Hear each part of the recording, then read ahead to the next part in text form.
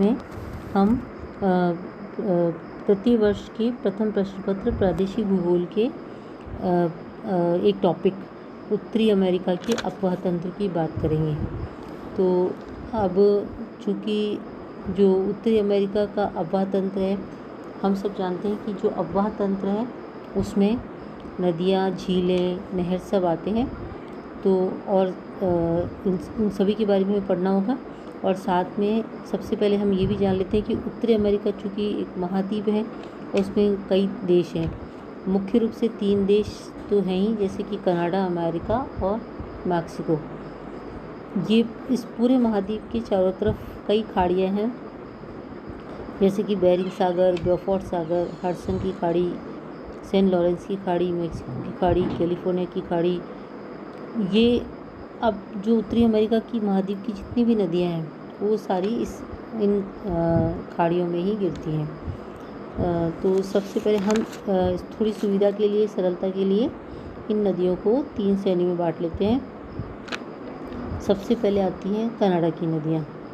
जो अब कनाडा की मुख्य नदियों में चर्चिल नदी, नहानी नदी, पासाइटन नदी, मैकेंजी नदी और लियर नदी आती है।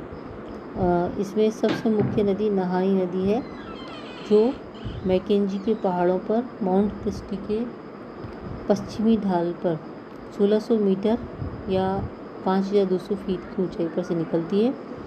दक्षिण में यूक्रेन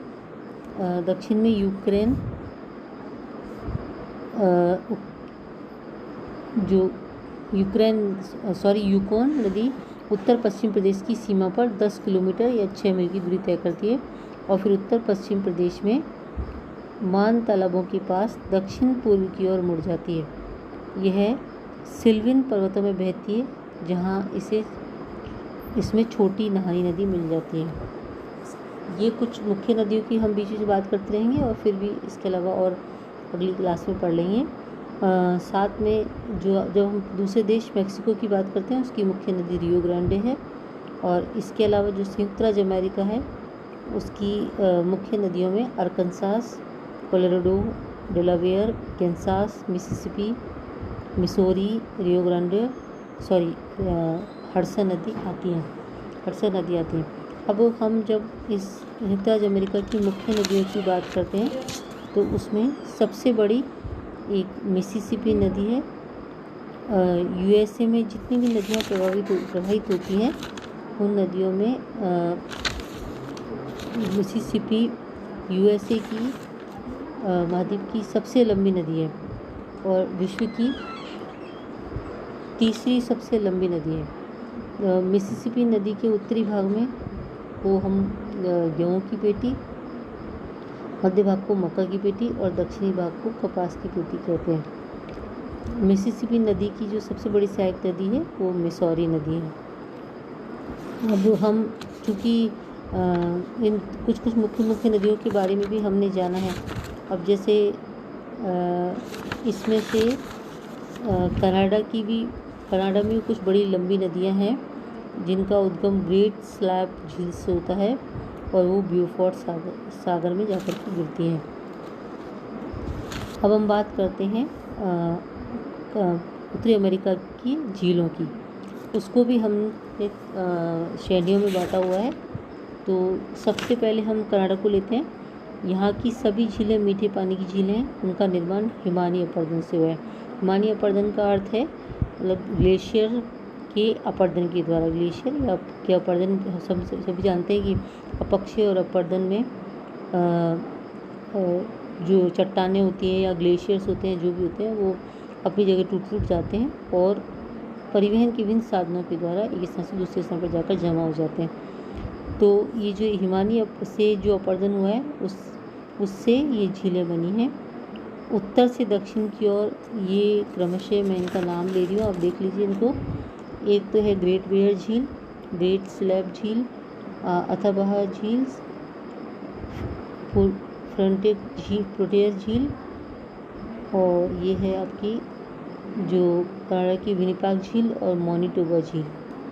इसके अलावा जब हम बात करते हैं तो कनाडा और यूएसए की झीलों की बात करते हैं तो उसमें हम आपने देखा होगा कि कनाडा और की यूएसए की दोनों में एक महान झील प्रदेश बना हुआ है, जिसका निर्माण वही मतलब जिस हिमालय पर्वत से ही हुआ है।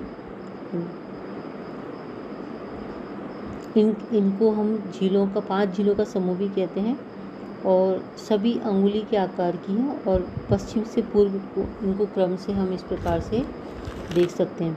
सबसे पहले आती है सुपीरियर झील। ये यूएसए और कनाडा दोनों में स्थित है। विश्व की सबसे बड़ी मीठे पानी की झील है और विश्व की दूसरी बड़ी झील है। इसके अलावा हम सेकंड नंबर पर आता है मिशिगन झील। ये झील सिर्फ यूएसए में है। इसके तट पर जो शिकागो, जो विश्व की सबसे बड़ी मांस की मंडी है, वो स्थित है। इसके बाद हम नाम लेते हैं ह्यूरन झील का। ये उत्तरी अमेरिका की सबसे बड़ी मीठे पानी की झील है। सू नहर जो है वो सुपीरियर झील को ह्यूरन झील से जोड़ती है। इसके बाद हम एरी झील की बात करते हैं। ह्यूरन झील को एरी झील से एरी नहर जोड़ती है। एरी झील के जो किनारा है उस पर डिट्रॉयट नगर वो यूएसए में है, जो मोटर गाड़ी उद्योग फोर्ड के लिए बहुत ज़्यादा प्रसिद्ध है। इसके बाद आती है ओंटारियो झील। एरी ओंटारियो से वेलन नहर को जोड़ती है। एरी जो झील है उसको ओंटारियो से वेलन नहर जोड़ती है। इन दोनों के बीच में नियाग्रा जलप्रपात स्थित है। तो ये कुछ हम झीलों की हमने बात की अभी। चूँकि ये बहुत मतलब एक तरह से आप देखिए इसका आकार भी बड़ा, जब हम नक्शे में देखते हैं तो इन 5 झीलों का आकार बड़ा सुंदर सा दिखाई देता है।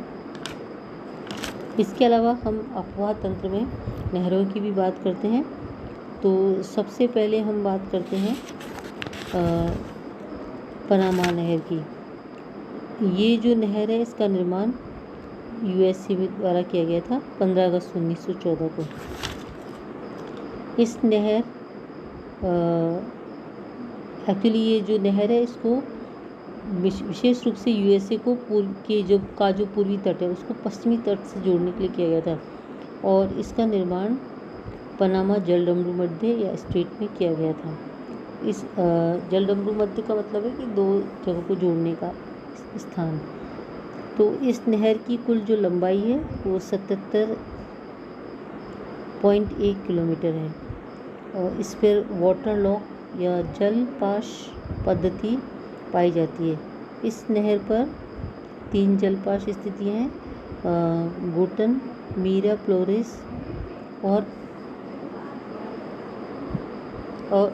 इसके बाद में आती है पेड़ो। जो पनामा नहर है वो कैरिबियन सागर जो कि अटलांटिक महासागर में है वो पनामा सागर या प्रशांत महासागर से जोड़ती है। ये विश्व की दूसरी सबसे व्यस्त नहर है। वर्ष 2010 में इसे पनामा देश को सौंप दिया गया था। तो ये तो अभी हमने कुछ नहरों और झीलों और कुछ नदियों के बारे में बात की। फिर भी मैं एक बार देखते हैं इसको अगली क्लास में, जो इसमें सभी देशों की जितनी भी नदी हैं उनकी कुछ डिटेल्स हम पढ़ना चाहेंगे। तो उसको अब हम अगली क्लास में देखेंगे।